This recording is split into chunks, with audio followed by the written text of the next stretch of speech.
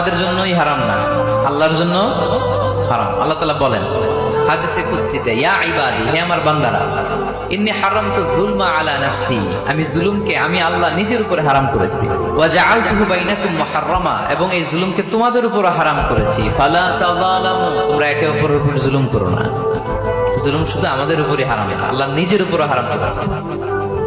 তাহলে জুলুমের সাথে কি মুমিনের কোনো সম্পর্ক থাকতে পারে? পারে না। এবং সবচেয়ে ভয়ঙ্কর ব্যাপার হচ্ছে, আপনি যখন কারোর উপর জুলুম করেন, ওই মাজলুম আর আল্লাহর মাঝখানে কোনো ফারাক থাকে না। আল্লাহ ওই ফারাকের পর্দা উঠায় নেয়, দোয়া করলেই ওটা আরো সহজে কবুল হয়ে যায়। খবরদার, মজলুমের কান্না কখনো বৃথা যায় না। জীবনের কোনো না কোনো সময়ে এর প্রায়শ্চিত্ত আপনাকে করতে হবে। জীবনের কোনো না কোনো সময় এর প্রায়শ্চিত্ত করে আপনাকে মরতে হবে। বদদোয়া করছে, ডাইরেক্ট কবুল। খবরদার। ভিডিওটি ভালো লাগলে অবশ্যই লাইক, কমেন্ট, শেয়ার করুন এবং সাবস্ক্রাইব করে পাশে থাকবেন।